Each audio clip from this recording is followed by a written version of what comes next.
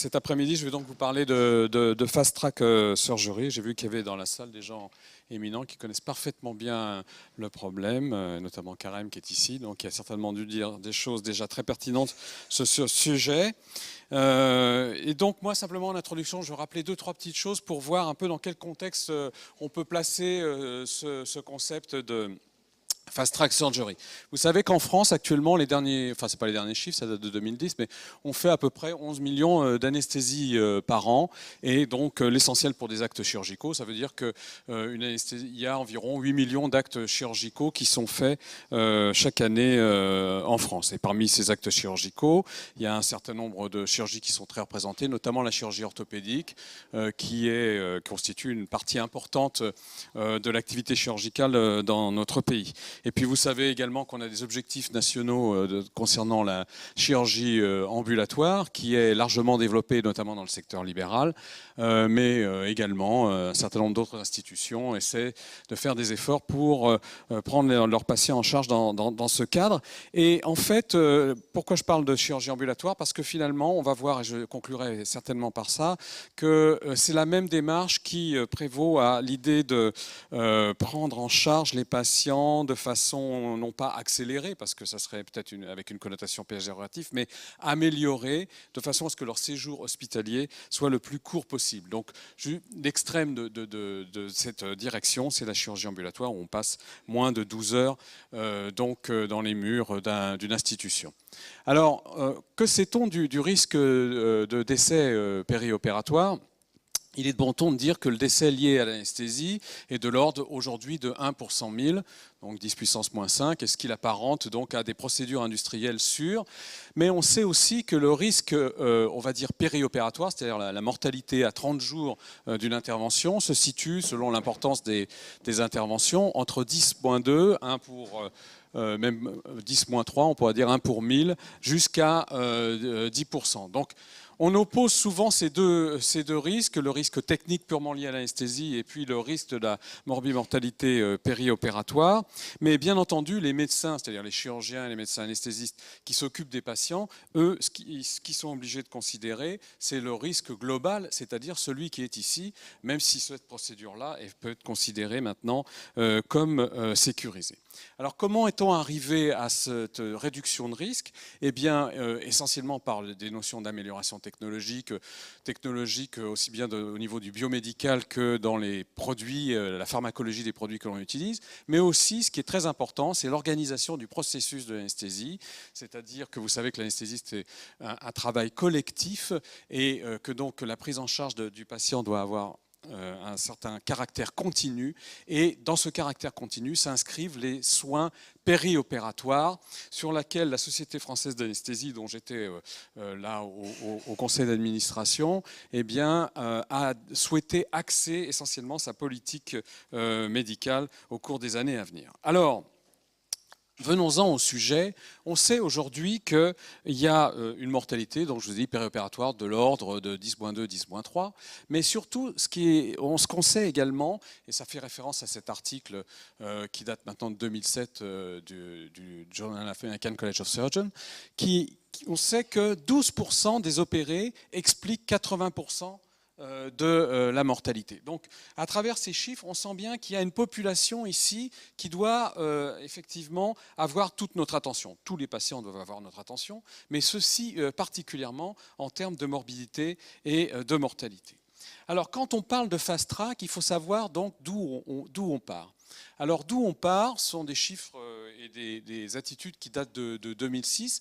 Si on prend la chirurgie digestive et notamment la chirurgie colorectale, eh bien on sait qu'en France, la durée moyenne de séjour était de l'ordre de 10,7 jours, c'est-à-dire assez comparable finalement à celle d'autres pays voisins, l'Allemagne, l'Italie, l'Espagne, etc. Et cette durée moyenne, en plus, n'est que moyenne, c'est-à-dire qu'un certain nombre de patients vont être hospitalisés beaucoup plus longtemps, et je parle bien sûr de chirurgie non compliquée.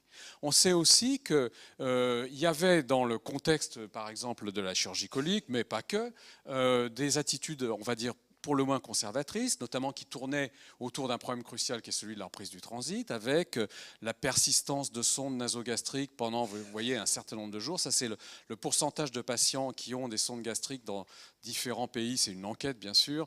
Et on voit qu'au troisième jour, vous avez encore un quart des patients dans certaines séries qui ont donc une sonde gastrique. Et la reprise de l'alimentation, on voit qu'elle est très, très progressive. Pour avoir 100% des patients qui ont repris l'alimentation, on est déjà au 7e, 8e jour. Voilà où on en était en 2006. Sur ces bases-là, de durée d'hospitalisation donc relativement prolongée, d'attitude médicale relativement conservatrice, en prévention de risques pas toujours bien évaluée, et sur le fait qu'une frange de la population des patients qui nous est confiée est porteur de risques avec une morbidité relativement élevée et un risque de mortalité, eh bien l'idée s'est fait jour de mettre en place ce qu'on appelle les programmes de réhabilitation rapide après chirurgie. Les anglo-saxons disent ERAS. En France, on a le groupe GRACE. Donc tout ça, ces acronymes, en fait, relèvent du même principe. Et ce principe qui a été développé initialement en post-opératoire, donc qui consistait à prendre les patients tels qu'ils étaient livrés, si je puis dire, en post-opératoire, et à appliquer un certain nombre de mesures de soins de support, comme l'on dit maintenant, à savoir une analgésie d'excellente qualité, évitant les morphiniques dans le domaine de la chirurgie viscérale pour ne pas ralentir le transit, la prévention des nausées vomissements, la prévention des accidents thromboemboliques, mais aussi la réduction de la fatigue post-opératoire. Cette attitude qui était aussi supportée par des soins tels que la kinésithérapie et la nutrition, eh bien de plus en plus on l'étend au pair et au pré-opératoire. Au pair-opératoire, il y a eu d'énormes progrès qui ont été faits, on en a certainement parlé ce matin, en matière de chirurgie. Finalement, la chirurgie de type laparotomie, la chirurgie invasive en général, eh bien, a donc changé techniquement considérablement avec l'aide de la vidéochirurgie, et on sait que cette vidéochirurgie est beaucoup moins invasive, et quand on fait des marqueurs de stress, des marqueurs d'inflammation, des dosages de cytokines plasmatiques et des choses comme ça, on se rend compte qu'il y a une épargne avec les gestes chirurgicaux les moins invasifs. Mais pas que, il y a aussi toutes les techniques d'anesthésie qui ont changé, avec en gros la préservation au mieux des grandes fonctions physiologiques pendant l'anesthésie, la normothermie, l'état cardiovasculaire, la perfusion, tous ces éléments-là, la ventilation, chacun a un impact sur le devenir post-opératoire, et on sait maintenant qu'on peut régler au mieux ces éléments en péropératoire. Mais je remonte encore pour dire que les dernières avancées, au moins conceptuelles, dans le domaine, eh bien, elles concernent la période préopératoire. Et là, on ne parle plus de réhabilitation, mais d'habilitation à la chirurgie. C'est-à-dire, en fait, c'est un chemin clinique qui va préparer les patients pour qu'ils arrivent dans la meilleure condition possible en regard de l'acte chirurgical qui va les concerner. Alors, peut-être vous avez parlé ce matin de ce chirurgien qui s'appelle Henri Kellett, qui donc est un des pères de ce concept d'accompagnement médical, donc de la réhabilitation et de l'habilitation à la chirurgie, et qui a fait énormément pour diffuser ce concept, je dirais, en Europe, mais même au-delà. Dans ce contexte-là, je m'attarde un tout petit peu sur le préopératoire, puisque c'est l'aspect peut-être plus récent du sujet, pour dire que ça commence par une évaluation en consultation, en l'occurrence consultation d'anesthésie, et quelque part ici, il ne faut plus vivre cette consultation d'anesthésie comme un bon pour la chirurgie, ou au contraire, il n'a pas eu recalé pour la chirurgie. C'est plus du tout le concept. Le concept, c'est l'évaluation du patient, l'évaluation des risques dont il est porteur, certes, mais aussi la correction d'un certain nombre de facteurs en vue d'une optimisation préopératoire. Classiquement, on connaît les problèmes cardiovasculaires et qu'on essaie de régler au mieux avec l'aide des collègues cardiologues. Mais vous savez, il y a des choses très simples comme par exemple l'arrêt du tabac. Donc on sait que continuer à fumer avant une intervention, c'est porteur de morbidité. Par exemple, ça, en termes d'abcès de parois, de cicatrisation de parois, c'est moins bien quand on fume jusqu'au jour de l'intervention versus une épargne tabagique et donc un arrêt du tabac. Même cours. Donc en fait, l'idée, par exemple, c'est finalement de confier un certain nombre de patients dans des consultations de tabacologie, ou dès l'avant l'intervention, de substituer avec des patchs nicotiniques, par exemple. La nutrition, 25% des patients qui nous sont confiés sont dénutris, ou sont en situation potentiellement de dénutrition du fait de la présence d'une pathologie cancéreuse. Donc aujourd'hui, cette évaluation, elle aboutit au fait que, après la consultation d'anesthésie, voire même en amont, après la consultation de chirurgie, on va démarrer donc un supplément de nutrition protidique pour corriger un certain nombre de désordres que ces patients présentent. Et tout ça aussi est supporté par l'information. Alors l'information, vous allez me dire en quoi ça améliore la morbidité et la mortalité. D'abord, l'information, ça garantit la compliance, l'adhésion des patients au traitement. Et puis l'information, ça a un effet anxiolytique. Et par exemple, en matière de douleur post-opératoire, on sait que les patients qui sont informés de leur prise en charge ont une réduction significative des besoins antalgiques. Une réduction des besoins antalgiques, c'est une réduction des besoins, par exemple, en morphinique. Une réduction des besoins en morphinique, c'est donc moins d'impact sur l'iléus post-opératoire, etc.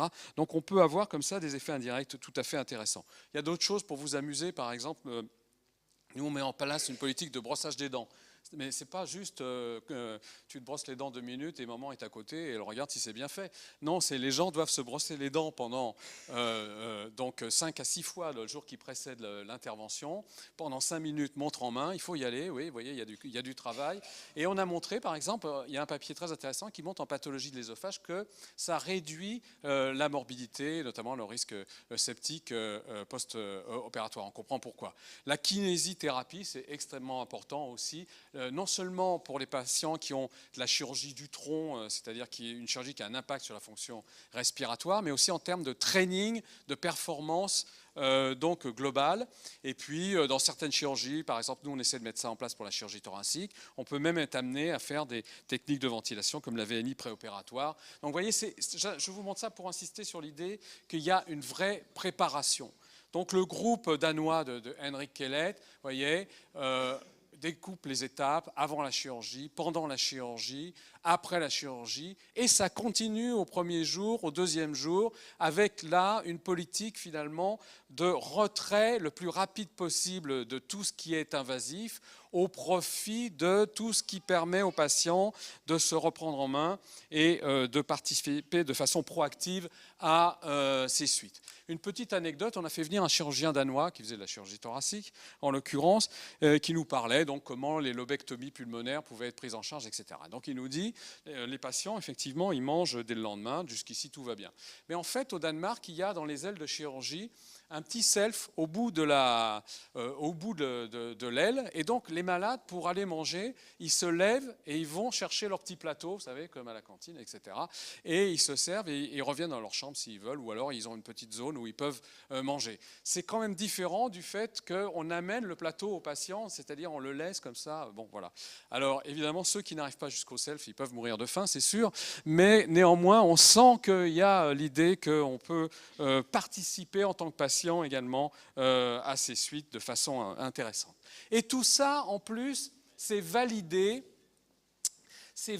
par ce qu'on appelle l'évidence-based medicine, c'est-à-dire la médecine des preuves, c'est-à-dire qu'un certain nombre d'études ont montré que, voilà, de façon positive, quand on avait telle ou telle intervention thérapeutique, eh bien, ça avait un impact certain qui pouvait être gradé. Alors, si c'est A, c'est comme la France, c'est le triple A, vous voyez, enfin, qu'on a perdu malheureusement. Mais donc, un simple A suffit déjà pour avoir un niveau de gradation élevé. Et donc, le fait que la chirurgie soit laparoscopique, qui est de l'ordre du domaine du chirurgien, bien sûr, ça a un impact significatif, que l'incision, si elle existe, soit la plus courte possible, bien sûr, la sonde gastrique, etc., la prévention de l'hypothermie. Je ne détaille pas toutes ces mesures, mais voyez, tout ça est évalué du mieux que l'on peut, autant que faire se peut. Et quand on teste globalement, et je suis toujours avec mon modèle de chirurgie colorectale, les résultats, eh bien, on se rend compte qu'effectivement, en risque relatif, eh bien, vous voyez, il y a quelque chose qui est en faveur des process de réhabilitation avec une réduction importante. D'ailleurs, je vais vous illustrer de façon peut-être plus parlante. On a fait une étude ici, en fait, qui était de regarder si l'analgésie péridurale pouvait améliorer les choses, etc., versus l'analgésie systémique. Mais ce n'est pas ça le sujet. On a pris donc toutes les études qui concernaient la chirurgie colorectale rectale froide. Et je vous les ai mis ici en fonction de la durée d'hospitalisation, que ça soit dans le groupe témoin versus le groupe traité. Donc durée d'hospitalisation en fonction de l'année de publication. Et surtout, les cercles ouverts blancs, c'est la prise en charge classique, on va dire. Ici, là, les cercles verts, ce sont les cercles où on a une prise en charge active sur le mode réhabilitation rapide. Et vous voyez, en fait, le diagramme parle de lui-même, c'est-à-dire que quand on est dans le domaine de la réhabilitation donc active, eh bien, les durées de séjour finissent par être raccourcies de façon considérable. Et là, on est seulement à l'aube des années 2000, c'est-à-dire au début d'une diffusion un peu large de ces techniques. À partir de là, donc, le groupe de Kellett a défini un certain nombre de challenges, j'ai envie de dire, de possibilités pour faire un certain nombre de gestes. Alors, ça va de la cholestectomie en ambulatoire, ce qui se fait aujourd'hui, bien sûr, la chirurgie bariatrique également qui peut se faire en ambulatoire, pour les résections coliques de 3 jours, les résections pulmonaires 1 à 4 jours, des chirurgies plus lourdes comme les ésophagectomies, eh bien, une petite semaine, on va dire, les mastectomies en ambulatoire et la chirurgie orthopédique, vous voyez, environ 1 jour. Ceci étant possible à la fois par ces politiques de rééducation et encore une fois l'évolution des techniques chirurgicales beaucoup moins délabrantes. D'ailleurs, quand on interroge les chirurgiens eux-mêmes sur est-ce que vous mettez en pratique les techniques de réhabilitation, eh bien, leur réponse en 2011, c'est un grand oui. Oui, on le fait, oui, on en est convaincu. Donc, il y a quelque chose de très positif. D'habitude, on dit en France, on interroge sur la checklist, on dit « Ah, la moitié des gens font la checklist de bloc opératoire, et encore ceux qui le font essaient de le faire le plus vite possible et la bâclent. » Là, ce n'est pas du tout le cas, il y a vraiment une adhésion. Il faut quand même un tout petit peu nuancer le propos par le fait que on ne fait pas tout, hein, c'est-à-dire que chacun fait un peu parfois sa cuisine. Les meilleurs, donc, vous voyez le toujours, parfois jamais. Par exemple, la péridurale, effectivement, elle a du mal à s'implanter. C'est parfois, ce parfois voulant dire en fait jamais, la plupart du temps, parce que c'est déclaratif. Donc il y a des choses qui sont plus ou moins populaires, effectivement. On adhère bien à un certain nombre de choses. Pas de sonde gastrique, vous voyez, ça s'est passé dans les mœurs. Il a fallu du temps, mais c'est réussi. Et il y a d'autres choses, effectivement, qui sont encore du domaine de la discussion et pour lesquelles il faut faire de la pédagogie et essayer de convaincre. Alors, on a parlé de chirurgie digestive, je peux vous montrer d'autres exemples. Nous, on a un parcours de soins donc pour la chirurgie du thorax, par exemple. Donc, pré, per, post-opératoire. Et on a un certain nombre de mesures que je ne détaille pas non plus, mais qui sont de l'ordre de la préparation, je vous ai montré, qui sont de l'ordre du geste chirurgical, et à la fois anesthésique et technique chirurgicale, et qui sont de l'ordre du post-opératoire, par exemple l'ablation des drains dès la 24e heure, alors qu'autrefois on les gardait 5 à 7 jours en chirurgie thoracique. C'est aussi vrai pour la chirurgie orthopédique. En fait, avec quelques efforts vous voyez, que font les patients, on arrive très vite à des résultats spectaculaires. Et donc, on sait aujourd'hui qu'un certain nombre de gestes, type prothèse de genou, prothèse de hanche, peuvent être faits très, très rapidement. On sait aussi d'ailleurs que pour des patients comme ceux qui souffrent de fractures du col, la mise en place d'un certain nombre de circuits de soins, et notamment le concours des médecins gériatres, soit dans les services d'orthopédie, soit en prenant en hospitalisation dès le lendemain de l'intervention les patients, eh bien ça a un impact significatif sur la morbidité, sur la mortalité. Il n'y paraît pas comme ça à le dire, mais c'est une réalité. Donc l'organisation et les soins adaptés chez les personnes âgées en matière de réhabilitation, ça porte ses fruits de façon spectaculaire. Mais ça s'étend à d'autres domaines encore, la césarienne par exemple. Il y a de nombreuses équipes qui travaillent, en l'occurrence celle de Cochin ici, sur ce sujet pour faire en sorte que les femmes, eh bien, par exemple, après une césarienne, ne gardent pas une sonde urinaire, allaitent leurs enfants, déambulent dans le couloir, n'aient pas besoin de thromboprophylaxie et donc d'injection d'héparine dans l'abdomen, etc., etc. Donc c'est des choses importantes. Alors dans ce contexte-là, j'ai cru comprendre qu'il y a parmi vous un certain nombre de gestionnaires, décideurs au niveau des établissements de santé. Dans ce contexte-là, il y a quelque chose qui est manquant ici et qui est un élément clé entre la salle de réveil après anesthésie, les secteurs d'hospitalisation, la réanimation, on ne souhaiterait jamais passer, qui s'appelle les soins continus chirurgicaux. Tous les patients dont j'ai parlé, effectivement, ayant une chirurgie lourde, sont susceptibles de passer dans ces soins continus gérés par les médecins anesthésistes le plus souvent, mais considérés comme des structures ouvertes où tous les groupes chirurgicaux peuvent venir également faire leur prescription. Et ces soins continus sont probablement des outils importants dans un certain nombre de structures pour mettre en place ces politiques de réhabilitation. Il faut avoir un regard sur ces soins continus qui ne soit pas attention, c'est là que je vais mettre le malade qui a une complication X ou Y, mais plutôt c'est l'endroit où je vais pouvoir mettre des patients pour mettre en œuvre ces politiques de réhabilitation, donc quelque chose de préventif. Le deuxième élément aussi, c'est de dire que pour qu'on puisse faire sortir un côlon le 2e, voire le 3e jour post-opératoire au lieu du 10e ou du 15e jour, il faut une densité de soins importante. Il faut que le kinésithérapeute y passe 3 fois dans la journée. Il faut que également la nutritionniste passe pour donner des conseils, etc. Il faut qu'il y ait des infirmières qui puissent stimuler les patients. Donc, pour un établissement de santé, il faut investir là si on veut effectivement faire d'autres économies sur la durée de séjour, si on veut parler également en termes d'économie. Et donc, pour dire aussi que ce processus, ça n'est qu'un continuum entre l'extrême, comme je l'ai dit au départ, qui est l'ambulatoire, l'hospitalisation de 24 heures, l'hospitalisation de semaine et l'hospitalisation conventionnelle qui est ici. Bien sûr, tout le monde ne passera pas de l'hospitalisation conventionnelle à l'ambulatoire, mais ces efforts, qui ne sont pas seulement économiques, mais également pour améliorer la morbidité post-opératoire, eh bien, sont importants et sont dans le cadre d'un continuum. Donc, en conclusion, les progrès importants ont été réalisés en anesthésie, en chirurgie, et donc ces progrès aujourd'hui portent maintenant sur les stratégies de soins, sur l'organisation, sur le fait que le patient est au centre des soins et non pas dans un service de ci ou de ça. C'est l'endroit vers lequel convergent tous les experts responsables, chirurgiens, anesthésistes, kinés, nutritionnistes, stomathérapeutes, que sais-je encore, gériatres.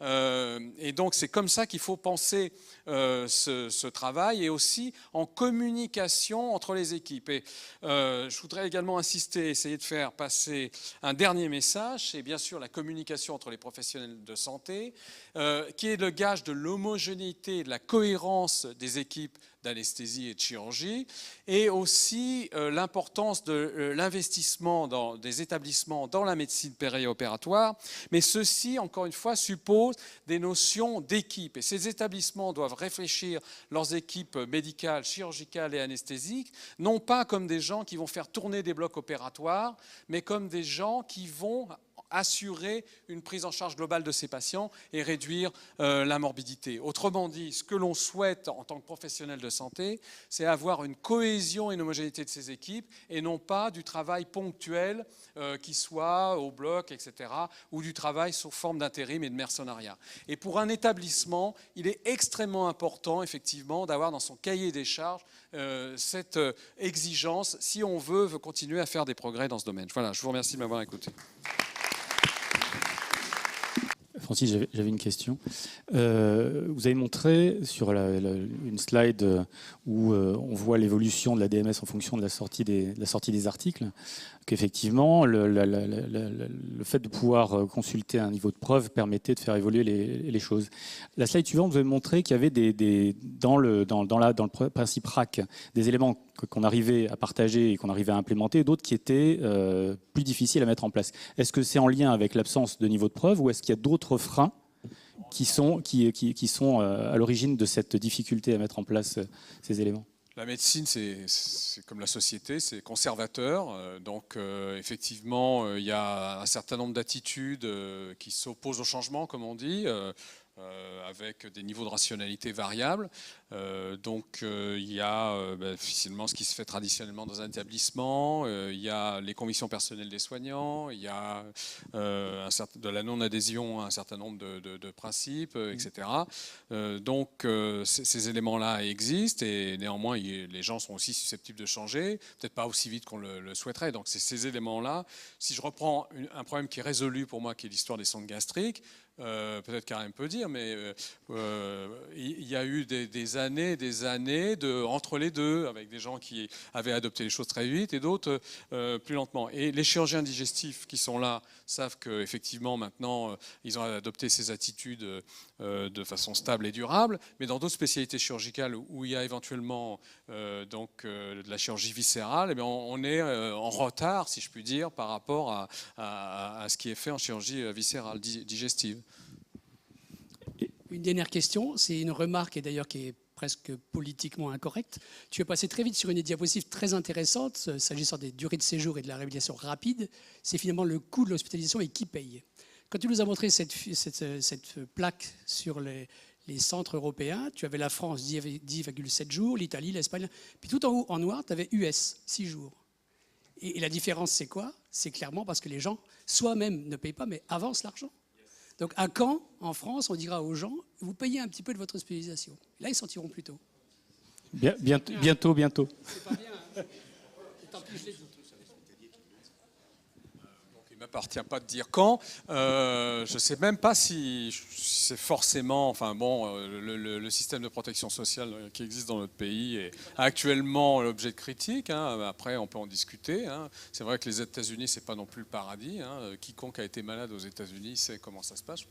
Sortir un petit billet avant de pouvoir avoir accès aux soins parfois, donc c'est pas forcément souhaitable. Bon, néanmoins, effectivement, il faut être pro-incitatif. Parmi les éléments moi, que je voudrais retenir, il y a l'idée de la valorisation, c'est-à-dire aujourd'hui on est dans une médecine qui est valorisée à l'acte. Comment se fait la valorisation? Si je décide de mettre une charge de soins importante qui ont un coût, notamment en personnel, par exemple dans une USC, ça a un coût pour l'établissement notamment. Et comment se fait la valorisation d'une telle attitude? Alors aujourd'hui, la seule manière de valoriser, c'est finalement, mais il y a des gens qui sont plus compétents que moi pour répondre, c'est d'augmenter mon activité au travers de ma réduction de durée de séjour. Voilà. Donc dans un nombre de lits donnés, si mes durées de séjour sont diminuées par 2, je mettrai 2 fois plus de patients et ça compensera probablement mes coûts induits par une densification des soins. Moi j'ai une dernière question, mais c'est un petit peu à tout le monde. À votre idée, quels pourraient être les leviers pour essayer de franchir ces obstacles et ces freins à la mise en place d'un certain nombre d'évolutions des pratiques, quel que soit le professionnel, que ce soit l'anesthésiste, le chirurgien, l'infirmière? Pas une seule réponse. On dit qu'il n'y a pas de baguette magique, donc il n'y a pas une seule réponse. Par exemple, au niveau de la Société française d'anesthésie et réanimation, en ce moment, on fait la tournée des popotes. On va voir toutes les agences, les ministères, etc., pour essayer de développer le concept que réduire la morbimortalité, là, le chiffre, 12% des patients, 80% de la morbimortalité, donc ça frappe les esprits. Faites porter vos efforts sur cet élément-là, portez votre attention là-dessus. Un autre sujet sur lequel on insiste, c'est ces idées d'équipe versus le mercenariat, si je puis dire. Hein. On connaît ça dans beaucoup de petits établissements, etc. Et donc, est-ce qu'il faut préserver à tout prix des blocs qui ne tournent pas, juste pour dire, parce que voilà, il y a un bloc, je ne sais pas quoi, on fait de l'obstétrique dans la région à 10 km de chez vous, ou alors est-ce qu'il faut justement avoir des structures qui garantissent une qualité de soins pour les patients. Donc il y a plusieurs discours, et vis-à-vis des professionnels, c'est la pédagogie, c'est l'évidence-based médecine, c'est tout ça, bien sûr. Hein. Donc le discours est un peu différent selon le partenaire, mais il est important d'avancer sur le problème. Juste à titre d'info, il y a un groupe de la Haute Autorité de Santé dédié à la réhabilitation qui a vu le jour et il va travailler d'ici la fin de l'année sur ça.